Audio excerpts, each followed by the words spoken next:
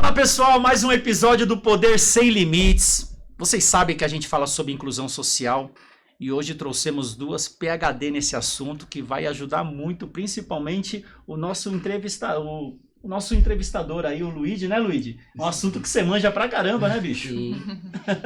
E assim, eu queria dizer muito prazer por conhecer vocês. Quero descobrir aí as coisas aí que vocês sabem, muito conhecimento, né? Vocês são específicas da área do autismo ou outras coisas também? Bom, primeiramente, o prazer é nosso estar aqui. Sim.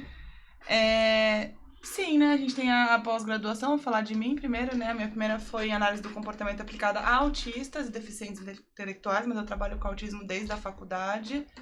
Recentemente fiz a neuropsicologia, mas também voltada para entrar nessa parte de diagnóstico para o autismo também, para poder dar o diagnóstico. É isso aí, a Juliana e a Prazer. Débora Strowell, né? E Juliana Bandini, ela é amiga dos meus filhos, cara, olha que louco isso Há aqui, muitos olha, anos. quem diria, né, que Muitos interessante anos. isso, né, anos depois ela tá aqui no nosso podcast e cresceu com meus filhos, cara, É mesmo? é, Olha amiga aí, dos meus filhos, coincidência. né, Faz mais de 10 Bacana. anos. e é mais né? 10 anos, né, e hoje, ó, É. psicólogas, manja pra caramba do assunto sobre questões do TEA, da Isso. TDAH, enfim, Uhum. e vamos falar sobre sua clínica, tá bom? Sim. Doutora, né, Sim. formada em 2007, na 9... Tem um tempinho. Tempinho Olha, já, sem nem me conter na fala. idade. Nem me fala. Outro dia eu tava conversando com um amigo meu de direito, que é parceiro meu na advocacia. Você lembra em 2001? Falei, caraca, é tudo isso. Faz tempo, né? Faz tempo. Gente, é um prazer estar aqui, né? E sim, a gente acaba fazendo algumas especializações, mas hoje a gente vai conseguir, acho que, dividir um pouquinho dessa experiência com você, né? Trocar um pouquinho. Eu também sou formada em psicologia, fiz depois uma pós em neuro. E a gente vai caminhando devagar, né? E aprendendo aí nas relações. Acho que vai ser bem legal esse bate-papo com você, viu, Luigi? Você é fundadora da Bench Leader, da clínica. Isso. Tá. A Bench Leader foi fundada em 2018. Então, iniciamos aí com um projeto de sublocação de salas para os profissionais da área da saúde. Veio a pandemia, tudo mudou, deixou de existir, porque a gente foi para um formato mais online, né? No atendimento, ele deixou de existir no formato presencial, hoje é muito mais comum aí no formato online. E foi aí que a gente foi entendendo as outras áreas de atuação. Vocês atendem nos dois pontos, online e híbrido. Online híbrido. e presencial, Tá. isso. Mas foi aí que a gente recebeu um convite para entrar um pouquinho mais nesse universo do TEA, onde a gente recebeu um adolescente de 12 anos de idade na época, o Gregory, né? Foi nosso primeiro paciente em 2023. Tá.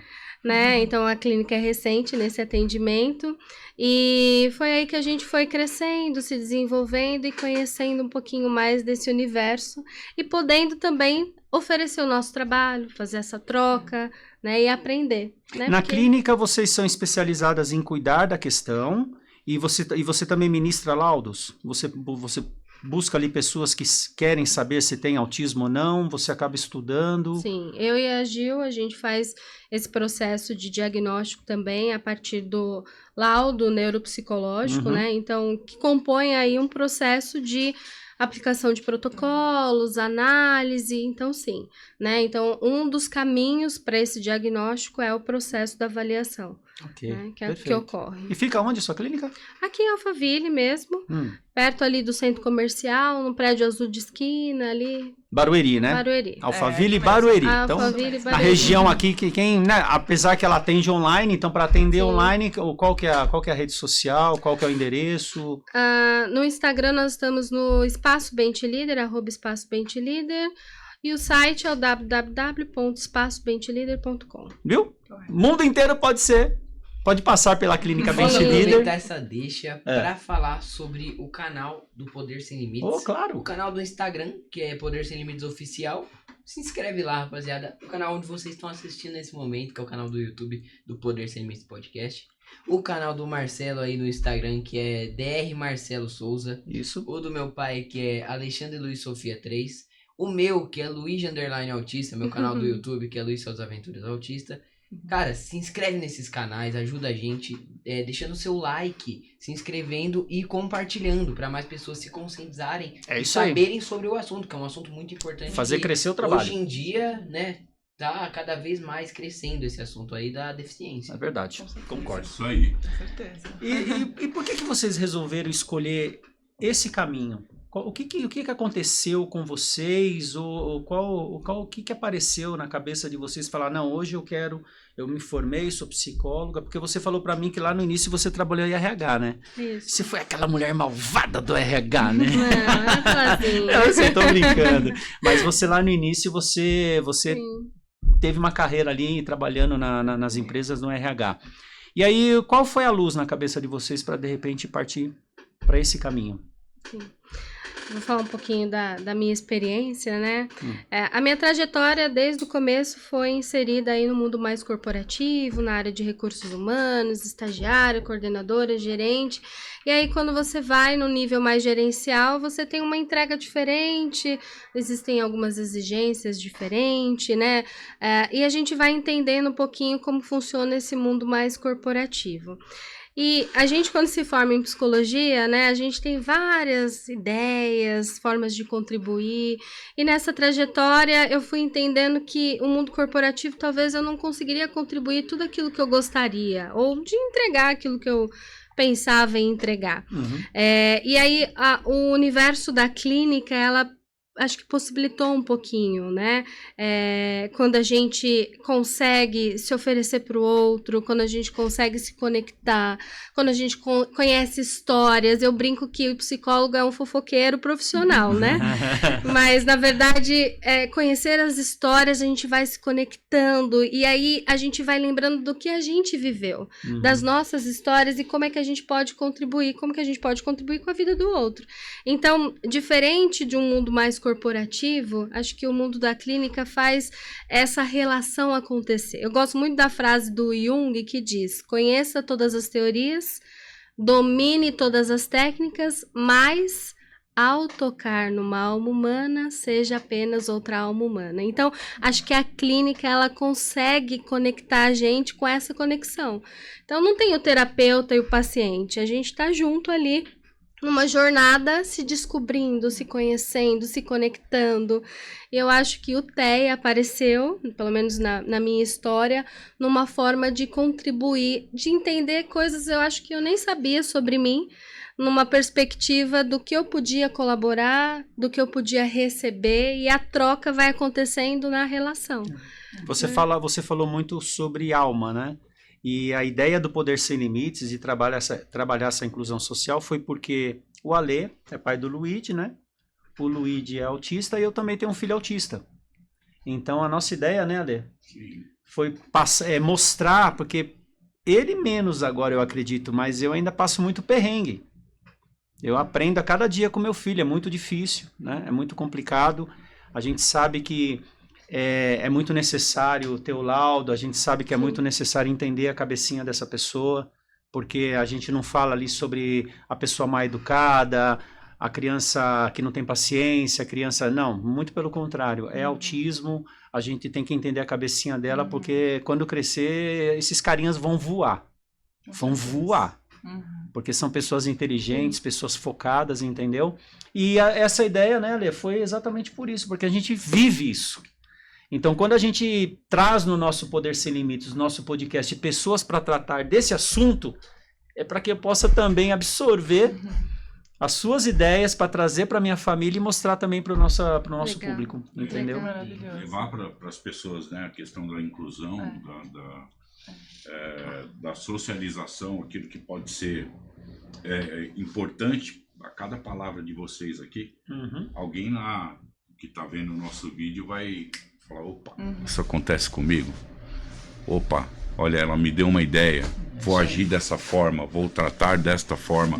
Então, a partir disso a gente vai conseguir levar para mais e mais famílias aí um modo melhor de se viver, né? Então, essa é realmente a nossa ideia. E fazer muitas famílias entenderem, né, Lê? Porque hoje a gente pode ver, eu como advogado, muitas vezes pode acontecer um divórcio porque causa brigas, né? Então, às vezes você tem um filho que tem uma questão para resolver, os pais não procuram uma ajuda na área da psicologia, na área médica, e aí não sabe o que o filho tem, acha que o filho é assim porque é mal educado, etc. E acaba criando briga no casal. Então o importante é isso, é trazer hoje com as nossas convidadas, a Juliana também vai falar bastante, sobre essas questões. A gente quer atingir a fundo o coraçãozinho de cada pessoa que está nos assistindo, tá? Legal. Então vocês fiquem muito à vontade, vamos É contar isso aí. casos pra gente. Vamos. Vamos abrir a fronteira aqui para que a gente possa entender um pouco mais sobre essas questões do TEA e essas questões Quantas mais psicológicas. pessoas chegarem, né, melhor, porque tem muita família, muitos pais que ainda têm dificuldade em aceitar, talvez, o diagnóstico, ou olhar e falar, nossa, realmente, talvez não seja só um comportamento, só uma birra, né? Muita gente vê assim, às vezes. Nossa, eu ouvi a Juliana, caramba, meu filho é assim. Será que ele é autista? Aí entra no canal de vocês ali e fala, vou conversar com ela. Vai ser melhor para a dinâmica familiar, para a criança, principalmente, os outros entenderem ela, né? Principalmente. Então é muito importante. Se vocês encontram essa dificuldade, acham bastante pais aí que tem essa negativa É isso aí. de falar, não é, será? Por quê? Não quer, né? Não quer admitir, né? Isso, ou aceitar, cara, né? Aceitar. Vocês encontram bastante? É que passa por uma expectativa, né? A gravidez, o filho desejado, né? Esse formato, esse desenho, esse contorno. E aí, de repente, nasce esse filho e aí a gente fala, mas tá alguma coisa diferente aqui. Não era bem o que eu tinha pensado. Não estava escrito isso, né? E aí o que acontece? A gente passa por um processo de reconstruir, né? De entender o filho que a gente recebeu e de ressignificar, né? De entender. E assim, né? Muita gente também tem uma visão errada sobre o autismo. Eu vou dizer assim, né? Uma coisa que minha mãe já me contou. Que no comecinho, quando descobriram o meu autismo lá quando eu tava com 6, 7 anos, minha família não entendia nada, né? Sobre o autismo. Nada. E minha irmã, minha mãe, né? Se você me corrige se eu estiver errado, ficaram indignados. Falando, mas não, ele é normal, ele anda, ele corre, e muitas pessoas têm. Ele é inteligente. E muitas pessoas têm a visão do que não, o autista é cadeirante, anda de cadeira de roda e não se move direito. É uma visão errada, né? Porque, assim, tem caso também do autista que é assim, nível 3, né? Normalmente é o severo lá, né? O mais. Mas, assim, as pessoas têm muita visão errada sobre o autismo, coisa que tem que ser mudada, né? Sim. As pessoas têm que entender mais o que é o autismo. Que o autismo, ele não é uma coisa que transforma a pessoa, né? Sei lá, numa pessoa louca. Muitas pessoas pensam nisso também. E é muito diferente do que as pessoas pensam. Eu acho que as pessoas buscam colocar numa caixinha, né? Então, o autista se ele não fala... Se ele tem crise assim, se ele é assim, é isso. Exatamente. E não é, nossa. Mas a Juliana, quais os principais sinais, assim, que uma família, se tem uma pessoa lá dentro, quais os principais sinais que o pai e a mãe tem que enxergar? Falar, pô, peraí, vamos pro outro caminho. Tem que dar um alerta, Quais são esses principais sinais para a pessoa buscar uma ajuda? É difícil falar assim, né? Porque tem, como ele falou, tem o 1, o 2 e o 3, 3, então... Mas sim. acho que os primeiros sinais é ver os marcos, né? Que você tá atingindo de acordo... pela idade, né, como a gente então fala, em tal idade, etc. Contato visual, dá tentar olhar, mas assim, é muito particular, né, tanto que tem muito diagnóstico tardio agora, né, principalmente nível de suporte 1, que geralmente é uma questão mais social, sensorial, mas que eles nem sabem muito bem como explicar, né. Mas é isso, né, mais fala, o contato visual nesse início, as estereotipias, que são esses movimentos repetitivos, né, que eles fazem... Observar. Qualquer dúvida, vai atrás. Vocês falaram de crianças e jovens. Adultos procuram vocês? Eles acabam aparecendo por causa dos pacientes, né? Muitos pais dos nossos pacientes, a gente começa a observar e falar, então, talvez venha daí, né? Porque a gente acaba, acho que, direcionando mesmo isso. É um diagnóstico de um pai a partir de um filho. Né? Então isso acaba acontecendo. Aquilo que normalmente o filho puxa do pai, é real isso? Então, existem estudos que o autismo vem do pai, do homem. Ou genético. É genético. É o mais... hereditário, genético. Que é mais... Tem a melhor eficácia, digamos assim, né? É da genética do pai, mas é muito estudado ainda, né? Tem muita coisa pra estudar ainda, então faz assim, o meu pai e o Marcelo tiram o diagnóstico pra ver, entendeu? Os dois vão fazer o diagnóstico pra ver os dois têm filho autista. Vamos testar. Mas tá em estudo mesmo se tem algum outro tipo de influência, enfim, mas... A causa ainda está sendo investigada. Acho que tem fatores biológicos, né? Químicos, né? Ambientais, né? Então tem vários fatores aí. Vários fatores aqui. E aí, ali o tratamento de vocês é no dia a dia? Quantas vezes por semana vai a criança, o jovem? Como que funciona a logística? Depende muito de cada caso, né? Então, a gente faz todo um processo recebendo essa família, entendendo esse caso, como é que foi esse diagnóstico, qual é a disponibilidade dessa família, né? Do que precisa, qual é o pedido médico, qual que é a indicação médica, né? Se é um caso de nível de suporte mais 1, 2 ou 3. Então, tudo isso é colocado em consideração para a gente fazer essa análise, né? Tá. Então, a gente está falando de um atendimento multidisciplinar, interdisciplinar, né? Eu acho melhor dizendo, porque a ideia é que, embora a gente tenha ali as áreas especialistas atuando, então eu tenho a fono, né, eu tenho psico, eu tenho TO, eu tenho psicopedago, a ideia é que a gente possa olhar para aquela criança de uma forma única, né, então não só no viés de cada especialidade, mas que a gente trabalhe todos juntos, e é esse o nosso objetivo. Então hoje dentro da clínica, né, no formato que nós temos, então, eu não tenho só uma atuação específica. Então, essa criança vai passar só com psico. Não. Às vezes ela vai passar com psico e com a fono. Isso na sua clínica tem? Isso lá na clínica Então, se tem. o caso for para medicar, tem um médico lá? O médico ainda não. Nós não temos essa especialidade em si. Então, a criança já vem com esse diagnóstico ou a gente faz via avaliação neuropsicológica, né? Mas quando eu tenho um pedido médico, a boa parte das especialidades ali que esse paciente precisa, nós temos. Então, hoje a gente conta com psico, fono, TO, psicopedago, musicoterapeuta, nutricionista. Então, por exemplo, o trabalho da Nutri é super rico com o trabalho ali de uma terapeuta ocupacional.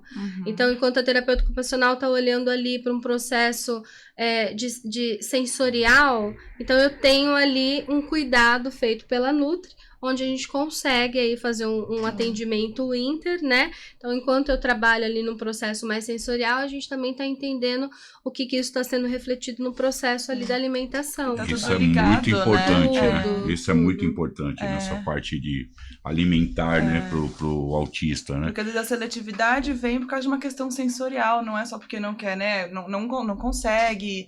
Por exemplo, trabalhar psico com fono é muito legal também, porque a fono ela é um trabalho mais chatinho, né? Essa parte, dessa parte. A psico entrando no comportamental junto na mesma sessão, às vezes ajuda a fono, então é bem legal essa forma de trabalhar. Sim. Vocês chegaram a receber pacientes ali com uso de canabidiol já, usando? Não. Não, nossos não. Acho Nossos que não. É porque nós trouxemos uma convidada anteriormente, né? E falamos sobre esse assunto. Sim. A importância do canabidiol, porque pegamos inclusive um autista adulto aqui, né? Isso, que faz o uso, né? Mas eu acho bem rico, eu já 39 trabalhei, anos. trabalhei com uma paciente síndrome de Rett uma vez, uma síndrome rara em meninas. O canabidiol foi muito bom pra ela. Que legal. Foi muito legal. Vamos abrir fronteiras aqui, né? Você viu? Abrir a mente. Tem que abrir a mente. Com certeza. É isso mesmo. E como começou a ideia da clínica? A ideia Conta a da história clínica...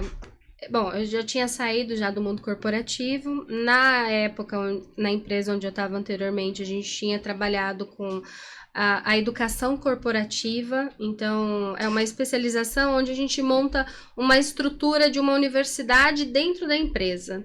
Só que o objetivo é a gente desenvolver as competências do negócio e desdobrar para capacitar os colaboradores pro desempenho, para os atendimentos das metas, Poxa, né? bacana. Então a gente criou um modelo de educação corporativa. Como eu tinha saído da empresa onde eu estava, e eu fui fazer esse curso lá na FIA, a gente tinha que executar um planejamento lá de uma empresa nesse viés de educação corporativa. E aí foi aí que eu resolvi montar a clínica, né? Pensar no formato da clínica, atendendo 3 eixos, né? Líderes, organizações e pessoas.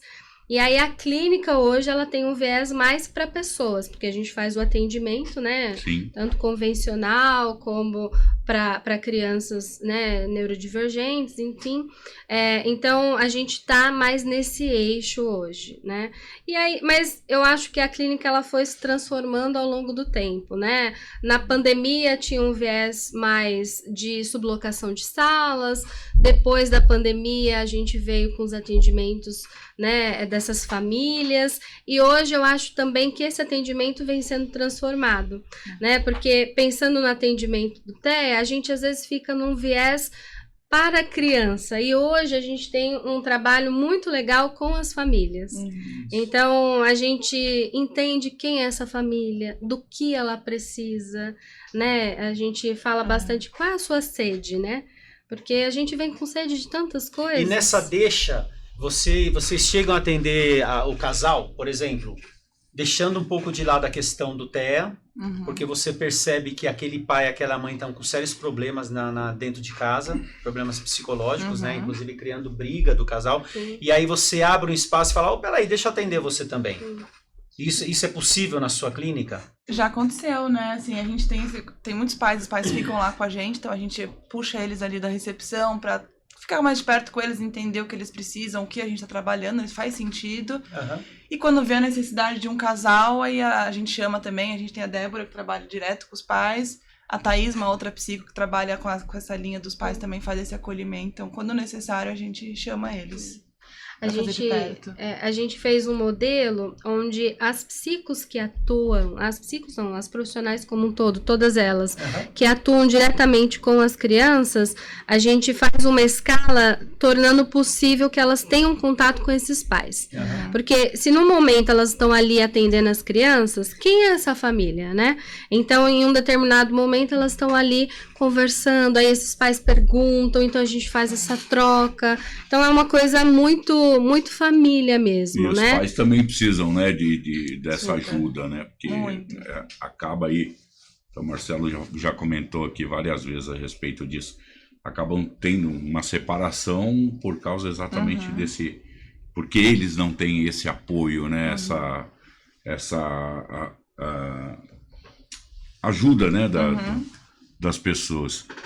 Porque na nossa visão do Poder Sem Limites, a gente entende que o autismo, ele atinge a família. Né? Então a mulher deixa de ser mulher, ela passa a ser o quê? A cuidadora de uma pessoa portadora do TEA. É isso. O pai, ele deixa de ser o homem, o marido, e passa a ser o quê? Aquele cara que chega à noite, vendo a esposa cansada, reclamando, e ele fala, meu Deus do céu, tô cansado do trabalho, ainda tenho que ver minha esposa desse jeito. Aí então, começa, né? E aí o Poder Sem Limites, ele entende o quê? Seja do poder público, do poder privado, não importa, mas dá um espaço também pro pai e pra mãe. Né, Ale? Aquilo que eu sempre venho apertando a tecla, poxa, pega o governo municipal, estadual, federal, não importa, mas dá um espaço ali pra mãe. Chegar, receber a mãe uma vez por semana, uma vez a cada 15 dias, leva lá no local, faz o cabelo dela, faz a unha dela, entendeu? Cuida do filho, então cuide naquele momento do filho dela, do autista, e dá um espaço para ela. Pega aquele homem, se reúna com outros homens de pais, né, de crianças atípicas, e vamos conversar sobre futebol, vamos falar sobre isso, vamos fazer aquilo, porque isso vai, no meu entendimento, no nosso entendimento, né, Ale, do Poder Sem Limites, é enriquecer. Sim. Então eu entendo que os profissionais dessa área têm que entender que a questão do autismo é família. Totalmente. A partir do momento, por isso que eu perguntei para vocês, você chegou a atender o pai e a mãe, porque quando vem a questão na clínica, quando vem a questão nesses prédios públicos que fala, opa, hoje nós estamos atendendo autismo. Tá, filho, mas você está atendendo a família? Sim. Porque muitas vezes a mãe chega nesse prédio, porque eu já vi, né, quando eu fui candidato a vereador, eu já vi mãe chegando no local, deixando o filho e se afastando. E nunca vi ninguém abordando essa mãe. Você tá bem? Você quer uma água? Você quer um café? Você tá nervosa? Tá precisando aquele trabalho, sabe? Aquele trabalho terapêutico sobre aquela mãe. Ela precisa ser ouvida, né? Ela precisa dizer o que ela sente, o que... Inclusive aquilo que não tá legal, o que ela não tá gostando, o que tá incomodando, faz parte. Sim. Né? A nossa mente, ela precisa se organizar. o nosso corpo trabalha o tempo todo para sobreviver. Então, quando alguma coisa foge daquilo que a gente entende, que é concreto, que é real, a gente tenta se organizar. Então, a nossa proposta é exatamente essa. Então, às vezes a gente coloca pais de diferentes idades juntos. Então, aquele que já passou por uma fase, olha aquele que não passou ainda e compartilha. Fala, ó, vai dar certo. Eu e o Marcelo, olha aí. É isso? Ele tem 12 e o meu tem 7. Então, o que ele passou, eu tô passando. Tem coisa mais rica que a gente dividir na mesa e compartilhar as nossas experiências? Você sabe por quê? Senão a gente vai voltar para aquele tempo de outrora, onde o autismo já existia, o TDAH já existia, todas essas questões já existiam lá na década de 70, década de 80, só que não tinha o estudo. E eram presos em manicômios, né? Então você pegava seu filho autismo nível 2, vamos pegar o nível 2. Põe lá na clínica de manicômio, lá, põe lá junto com os loucos. E o que era nível 1, que não tem muitas coisas assim tão aparentes, era desobediente e sem educação. E aí apanhava. Aí apanhava, bicho. Aí podia sair da mesa sem comer tudo. Mal educado. Então, se nós hoje não tivermos a consciência que estamos em 2025, com a estrutura de estudo que temos, com os profissionais que temos, se não fizermos isso, olharmos o TEA na questão família, vamos retroagir para a década de 70, década de 80, começar a bater nos filhos, começar a internar filho, começar a fazer um monte de divórcio, porque é muito mais fácil. Sim. É muito mais fácil o marido se livrar da mulher e falar, cuida do filho sozinho, eu vou pagar a pensão e tá tudo certo, entendeu? Do que cuidar da família. Né? Até porque se a gente visa a evolução daquela criança, né, a gente tem que esperar que essa mãe e esse pai estejam minimamente bem para receber o que a gente precisa, porque uma hora a gente vai precisar deles no tratamento, né? Que com o autismo todo mundo tem que falar a mesma língua, hora. Concordo. A clínica, a escola e família. Então a gente vai precisar deles em algum momento. A gente quer que eles estejam bem dentro do possível, né? Então a doutora falou isso, não foi? Um triângulo, né? Família, escola e profissional. Eu vou acabar pegando esse gancho aí e perguntar para vocês. E como é o processo do diagnóstico? O pessoal entender, o pessoal em casa entender. Geralmente eles vão para um neuropediatra, um pediatra primeiro, né? Aí esse médico pede geralmente avaliação neuro, exame de imagem, às vezes depende do caso, mas geralmente vem para avaliação neuro. O que é avaliação neuro, né? Basicamente a gente vai aplicar testes de acordo com a idade, então é mais lúdico, se é menor, se é um adolescente já dá para fazer um teste mais direcionado, mas que a gente vai avaliar as áreas cerebrais dele, então memória, atenção, controle inibitório, que é aquela coisa do impulso, enfim, todas as áreas cerebrais, e daí vai ser um resultado, são gráficos, enfim. E a gente bota lá um diagnóstico sugestivo, né? Porque daí é pro médico que vai bater o carimbo. Mas é basicamente isso. Você chega a fazer um trabalho nas instituições de ensino? A gente tem um acesso, até por conta dessa tríade, né? Escola, família, clínica. Então, a gente escuta para entender como é essa criança lá. A criança é a criança, na clínica é uma criança, em casa é outra criança, na escola é outra criança. São ambientes diferentes. Então, sim, é bem importante a gente ter essa escuta nesse ambiente também para entender como é que ele está se comportando lá, quais são os desafios, aonde a gente pode atuar, aonde a gente pode orientar esse pai, onde a gente pode orientar essa mãe, né, para que o trabalho seja realizado de uma forma aí unificada, né? E assim, mais né? E a escola? Então, eu ia fazer essa pergunta agora. Qual é a visão de vocês, assim, de uma criança autista numa escola? As escolas hoje estão preparadas? Isso. A que nível? Também. A que nível elas estão? Que nível as escolas atingiram no sentido de cuidar das nossas crianças e dos nossos jovens? Tá. É delicado falar, né? Assim, eu acho que quando eu vou falar por minha experiência, não sei de todas as escolas, é óbvio. Eu acho que não, mas não por ignorância, por não querer. Eu acho que é a falta do conhecimento mesmo. Ou até às vezes, como que eu vou lidar? Para eles é um novo também, né? Então, por isso que aí, pelo menos nas escolas dos nossos pacientes, a gente tenta manter esse contato, tentar ajudar o máximo que pode. Quando der para ir lá, a gente vai, quando eles precisam, enfim. Eu acho que essa questão é o conhecimento, por isso que é tão importante também isso chegar neles também. Por isso que a gente sempre convida, né, Ale? Dono de escola, empresário, dono de escola, professores, políticos. Por isso que a gente já recebeu políticos aqui, né, Ale? Então o poder sem limites na questão da inclusão social é ouvir todo mundo. É ouvir todas as vozes, né? Porque, como eu sempre falo, eu tenho filho autista, mas eu gostaria muito de ouvir um dono de escola. Porque a lei fala, tem que ter um acompanhante dentro da escola. Isso gera custo. Não que eu não seja a favor, eu sou extremamente a favor, porque, repito, eu tenho um filho autista.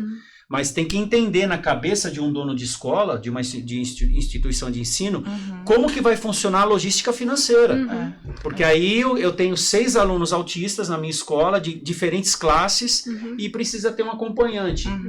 Questão financeira, o que vai gerar de ônus para essa escola? Então, eu queria muito ouvir um dono de instituição de ensino aqui para entender isso. Acaba sendo uma briga eterna, né? Porque os convênios não querem assumir, perdem parte do lucro, aumentou o número de casos, né? A escola também entende aí o papel, mas...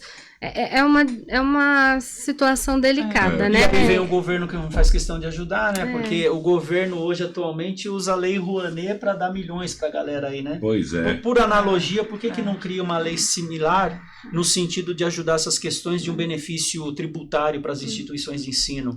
Quantos alunos você tem? Eu tenho 6, eu tenho 10, eu tenho 20, então tá bom. Do seu imposto, da sua carga tributária ICMS, seja qual carga tributária for, vamos diminuir pela metade. Vamos deixar você isento durante 4 meses no período letivo da escola, de 10, 11 meses de estudo, 6 meses você não paga tributo. Então, você entende? Então, se nós, nessa inclusão social, se essas pessoas não entenderem da forma que nós, né, costumamos aprender, ouvir e buscar, cara, não vamos sair do lugar. Porque muita vocês gente são vai sofrer ainda. Eu vi uma frase uma vez que eu gostei muito dessa parte da escola, né? Inclusão não é só querer, só amor, é técnica, né? É técnica. Não é só deixar a criança junto ali sem participar, é muito além disso, Exato. né? Esse é um problema, por exemplo, na própria escola, que foi o assunto que a gente iniciou aqui. Também não adianta colocar lá uma acompanhante que não seja profissional. E que não vai fazer inclusão. Não vai fazer, Aí a acompanhante vai ser mais uma acompanhante mesmo. E outra coisa, não só isso, como ela também vai acabar se sobrecarregando por ela não entender, não ter realmente uma formação pra estar com o professor acaba delargando também, né? Pra estar com uma criança com deficiência, uma criança autista. Ela não vai conseguir entender, nenhum dos dois, nem o autista, nem a acompanhante vai conseguir entender. E os se entenderem, né? E vai acabar, né? Sendo uma minha bagunça primeira total. experiência nessa área foi acompanhante terapêutica escolar de um menino autista. Eu tava na faculdade, apareceu, eu falei, vamos. E é bem isso, eu não conheci o autismo, assim, né, na prática. A escola também, enfim, zero preparada. Era uma criança que tinha uma questão de agressividade, né, heteroagressividade. Então, assim, e é bem isso. No fundo, eu tava ali, depois de muito tempo eu consegui ajudar. E mesmo não tendo a melhor técnica, porque eu era muito nova nisso, você vê a diferença que já faz uma pessoa ali, fazendo essa ponte entre ele e a escola, entre ele e os amigos, principalmente, né? O social é tão importante para o desenvolvimento deles. O trabalho da clínica tem uma coisa muito peculiar também, no sentido de agregar a convivência entre eles, né? Porque a gente sabe que o autista, ele tem um pouquinho esse lance de não querer se aproximar, a falta de abraço, a falta de contato, de olhar, né? E aí vocês fazem esse trabalho? Sim. Na divisão da nossa grade, a gente deixa uns minutinhos lá, onde as crianças do grupo, que são próximas ali em termos de nível, ou então de idade, a gente consegue conectá-las. E a gente vê muito isso. E parece que não, mas para eles vai ser uma atividade, uma brincadeira mais lúdica, mas pra gente não. Tem todo um caminhar ali, uma estratégia para que eles possam interagir. E a gente faz essa relação acontecer também entre as terapeutas e os pacientes. E aí, quando a gente é possível também, a gente interage com os pais, né? Então, é muito importante essa troca. O que eu ajudei muito meu filho, o Luigi também, ele faz luta, né? Meu filho eu coloquei no judô. E assim, eu era antigamente, graças a Deus, um menino muito agressivo, né? O meu autismo era muito agressivo. Muitas vezes eu me irritava e não me controlava. E a luta, que é uma coisa de bater, de dar soco, fez o ao contrário do que as pessoas lá da minha escola estavam pensando. Muitas pessoas lá, muitos professores, coordenadores, estavam pensando que não, mas vai colocar um menino que é agressivo na luta. Eu fui até chamado. Vai colocar um menino que é agressivo na luta. E isso fez eu parar de bater nas pessoas. Por que fez, Luigi? Porque é uma coisa que me acalma. Eu gosto de luta. Eu gosto de desestressar. Aí coloca... Você acha que você conseguiu descarregar aquilo que você estava sentindo, cara. Se organizar? O esporte é uma coisa muito importante. Então tô lá no pet, né? Que a gente chama de pet. É um negócio que a gente coloca na mão. Tô lá dando soco, aprendendo técnica. Acaba que eu me acalmo. E toda a raiva, todo o estresse que eu tô ali, eu acabo desperdiçando ali na luta. E quando você não tem esse recurso, o que você faz? Quando você não tá na luta. Quando eu não tinha o recurso, na época que eu não tinha o recurso, esse recurso da luta, eu batia nos meus amigos. Eu me irritava, mas eu não conseguia. Mas e hoje? Se vem uma emoção hoje, como é que você faz? E você não tá lá? Eu me acalmo, viro de costa. Viro de costa? Respira. Sabe por quê? Porque assim, eu tenho luta de quarta, quartas, tenho sexta também. Segunda, quarta e sexta, Então, assim, eu sempre tô lá, sempre tô lutando, tenho um saco de pancada em casa do meu avô também. Sempre tô lá fazendo uma coisa, um esporte, sempre tô lá, né? Acaba que eu me desestresso com isso, né? Entendi. E pra mim foi muito importante. E me corrija se eu estiver errada, na luta, eles ensinam, apesar de ser luta, o pessoal vê esse lado agressivo, eles ensinam muito sobre respeito, né? Cara, exatamente. Inclusive, o quanto eles visam não usar agressividade fora dali, né? A gente, eu luto Muay Thai, no Muay Thai a gente tem 10 mandamentos, a gente aprende em toda graduação, tenho 2 graduações no Muay Thai. Em toda graduação a gente tem que falar os 10 mandamentos. Que lá, entre os 10 mandamentos, tem respeitar os pais, respeitar os menos graduados, os mais fortes, os mais fracos, respeitar, e também tem muito sobre nunca agredir. Nunca usar as técnicas que a gente aprende lá pra machucar alguém, e sempre pra defesa. Eu não vou bater, eu hoje em dia, como eu já aprendi muito sobre isso, eu não vou chegar e bater em alguém sem a pessoa ter me agredido primeiro, entendeu? Porque também é uma defesa, né? Não dá pra pessoa bater e eu ficar parado tomando soco na cara. E aí, mamãe e papai que tá assistindo a gente agora aqui, ó, no Poder Sem Limites, você tem um filho autista, né? Um filho atípico, você é uma mãe atípica, procure entender o seu filho que ele gosta, porque se o Luigi hoje ele vê isso na luta, o seu filho pode ser na música. O seu filho pode ser na leitura, futebol. O seu filho pode ser no esporte como um todo, né? Então, são questões essas que com certeza em absoluto vai trazer para sua família dentro do seu lar a calma, a tranquilidade, o amor. Então, procure entender o seu filho, aquela pessoa que está dentro do seu lar, pode ser seu irmão, pode ser seu pai, enfim, o que ele gosta, né, Luigi? Porque, com certeza. De repente, o cara é focado na música. O cara se desestressa na bateria, tocando um violão, a gente não sabe. Eu queria dizer aqui como eu gosto de conversar sobre o assunto do autismo, que eu consigo me expressar e falar muita coisa que eu sinto, cara. Legal. Aqui é PhD pra você, né, Luigi? Com certeza. E a coordenação motora do Luigi também foi... Ele teve uma evolução, assim, muito, muito grande. Com a luta. Então, por causa dos exercícios físicos repetitivos, ele começou a desenvolver, assim, muito bem, muito bem. E hoje ele faz, assim, um polichinelo, por exemplo, ele consegue fazer com tranquilidade, coisa que ele não fazia. Eu não conseguia, parecia um boneco de posto. Esporte é demais. Na clínica vocês fazem isso, Débora? Tipo, procurar entender um pouquinho a cabeça daquele autista...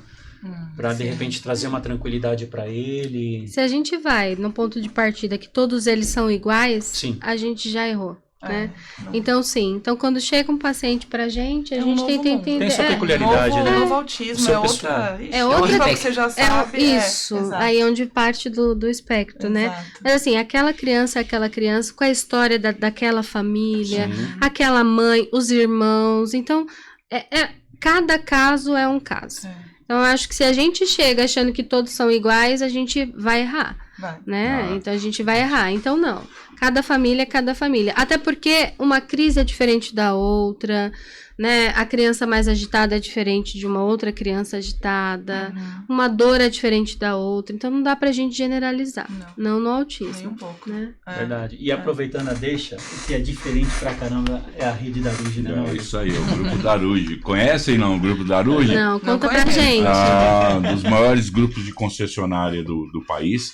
O Grupo Daruge, ele tá preparado para atender os PCDs e os neurodivergentes.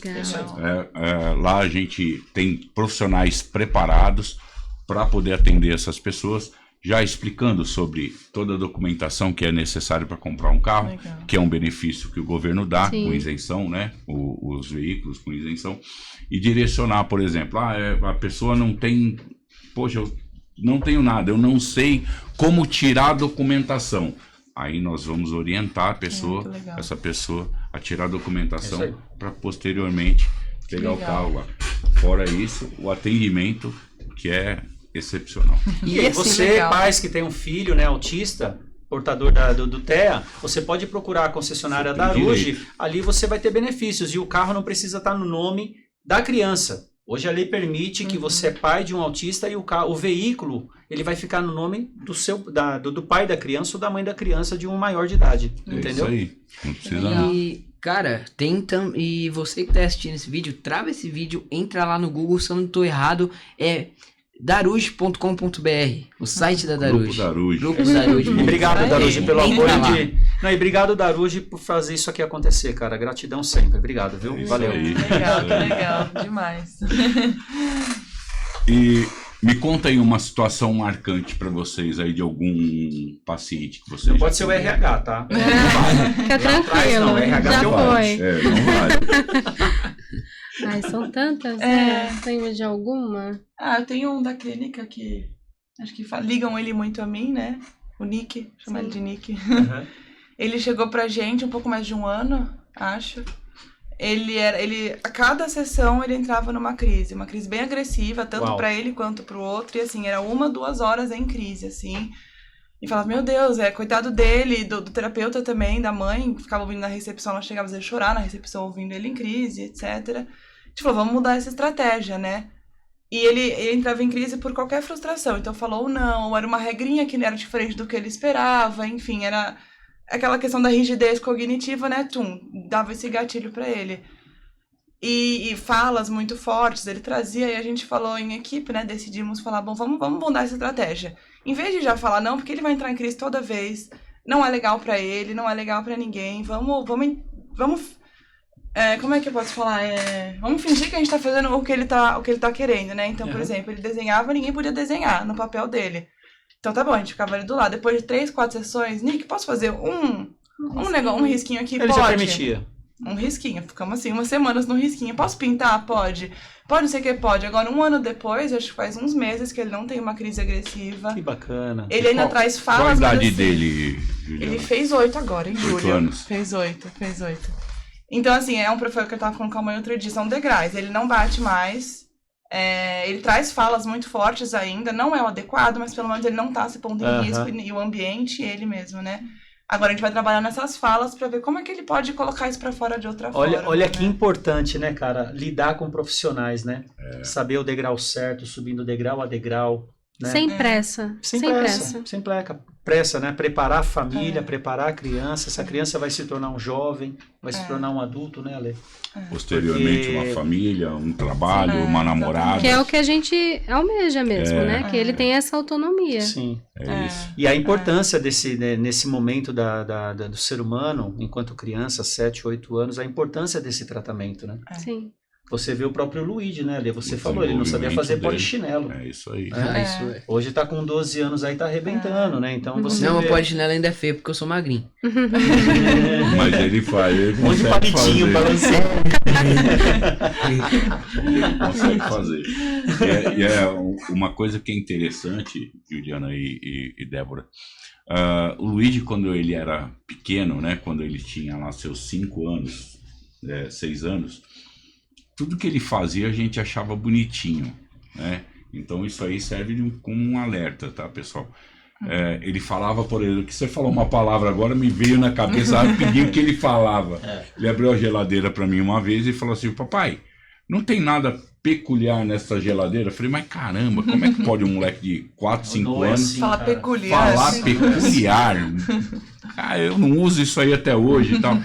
Então, nem sempre é, né, aquilo que parece. Olha, inteligente demais, tal. Não é. Fiquem realmente Meu atentos. filho não é porque né? ele é muito inteligente. Fiquem realmente atentos, gente, a esses toques, né? Luigi e o Noah, por exemplo, você comentou essa questão agora, Juliana. A gente apanhava pra caramba quando ia ter qualquer jogo com eles, né? O Marcelo comentou isso comigo e eu com ele. Então, porque eles mudavam a regra. Eles achavam que aquilo estava errado e que ele tinha que ganhar e não podia perder. Eu lembro até hoje, cara, um jogo da Turma da Mônica. A gente foi jogar, eu estressei tanto naquele jogo. Foi, com a família inteira. Queria jogar Uno com ele, eu acho que ele não sabe até hoje que eu vi as quartas e separava os melhores pra mim. Então, assim, Não é assim, cara. São sinais, gente, né? Então, isso são sinais, né? De que... Hoje em dia eu jogo Uno lá na escola todo dia. Não é que ele na saída. Não é que ele quer roubar, não é isso. É dele, né? E algo que desregula mesmo eles, assim. É incômodo mesmo. É incômodo. Porque se não lidarmos com isso quando na criança, imagina esse cara adulto. Imagina esse cara dentro de uma empresa. É verdade. Pensa, né? Se não trabalharmos isso agora com profissionais como vocês, né? Procurando a clínica, procurando pessoas especializadas nessa área junto com o apoio da escola e da família, como que vai ser esse adulto, cara, dentro de uma empresa?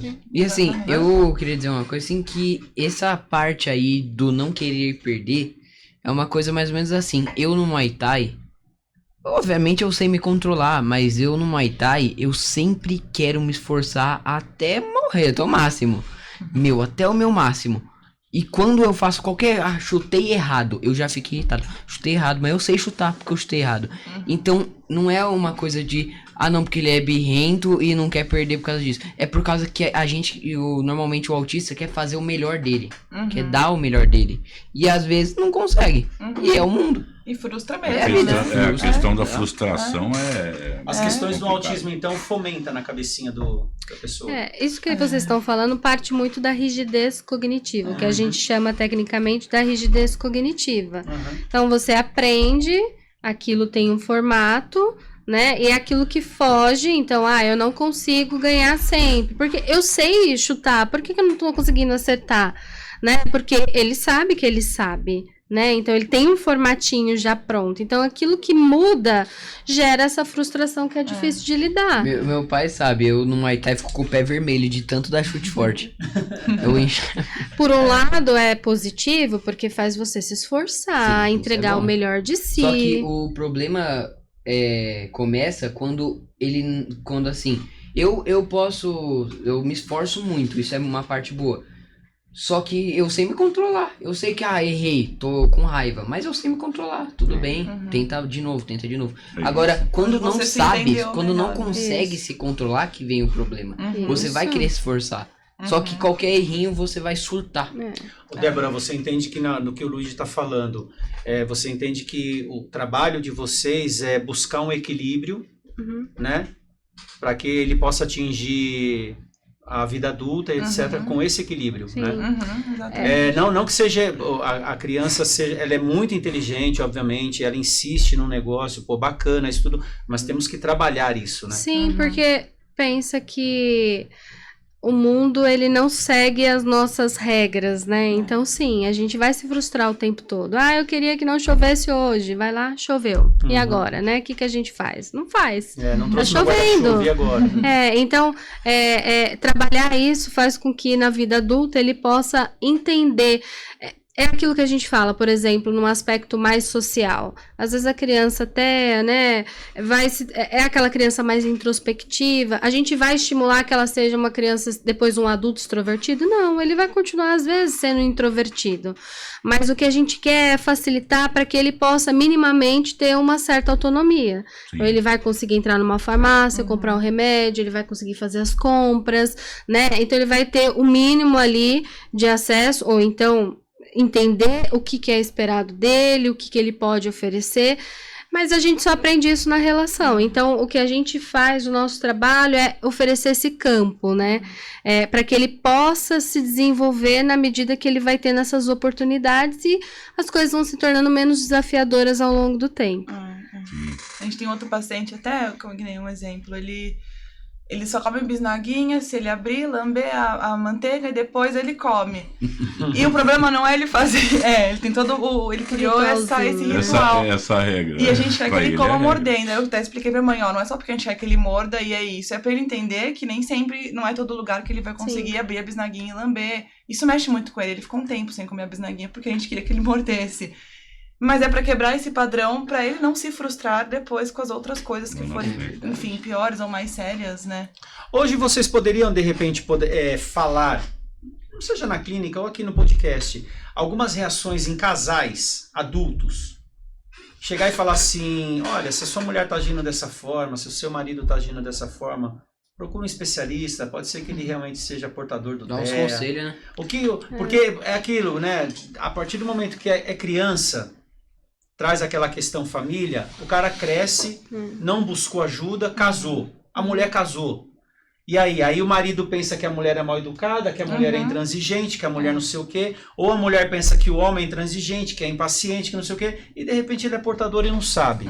Então o que você poderia falar como atuante na área, casal? Boa parte desses adultos, eles não tiveram muita opção, né? Então pensa, né?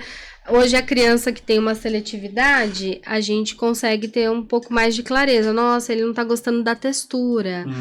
A cor tem uma certa rigidez.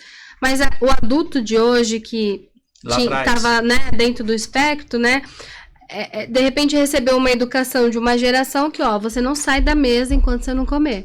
Então, esse adulto, ele se adaptou. Ou come isso que é bom. Isso. E ele não gosta da cor da comida. Isso, come isso que você tem que comer, senão você não vai brincar. E ele come hoje. Então, você vê um adulto que come. Então, assim, às vezes as características não estão tão claras assim para que ele possa ter essa consciência. Mas ele sente alguns desconfortos. Né? Então ele vai, poxa, por que eu sou tão rígido aqui? Por que eu sinto o que eu sinto? Foi ensinado, né, a ele viver em sociedade. Só que não da maneira certa. Então, hoje o adulto, da maneira dele, né? Do que ele sente, de ter essa liberdade que hoje os autistas estão tendo, né? De poder sentir o que sente, se regular, né? Ter as suas estereotipias, mas a gente conseguir conduzir isso da melhor forma, né? Então, a gente observa esse processo acontecendo. Então, no adulto, não. Então, eu acho que a gente vai gerar alguns desconfortos e a gente não vai ter respostas sobre todas as coisas. Certo.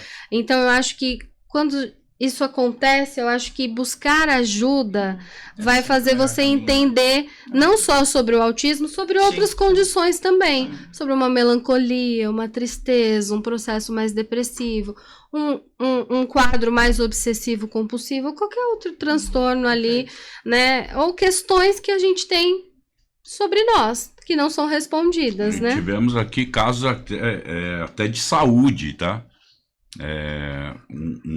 Um dos nossos convidados aqui, que é autista, tem 39 anos de idade, ele ficou sem o diagnóstico pela vida inteira praticamente, descobriu 8 meses. E ele nos disse aqui que até a saúde dele mudou. Sim. Porque se faz o tratamento correto. Dele e da mulher dele, né? Ele tinha... Pois é. Mas ele tinha inflamações, por exemplo, que ele ia no médico, o médico não sabia como tratar aquele tipo de inflamação. É isso aí. E a gente chegou a comentar aqui, né? Há casos, por exemplo, do Luigi, que tinha... primeiro lugar dele que inflama é a garganta. Então, quando ele está num nível de estresse, um pico de estresse muito alto, a garganta dele inflama. Pode ver que alguma coisa ali aconteceu. E esse rapaz tinha esse problema de saúde e agora melhorou através do diagnóstico dele. Eu acordo com a garganta inflamada. Filho, você tá bem? Você passou por alguma coisa? Não, mas só peguei frio mesmo. Foi só friagem. Geralmente eles são mais funcionais, os adultos, né? Então, quando você tem, em alguns casos, um diagnóstico, né? No caso do adulto, eles são mais funcionais. Então, ele vai fazer um acompanhamento psicoterapêutico direcionado, né? Mas é aí, nesse processo, que ele vai dando sentido e dando nome para aquilo que ele passou.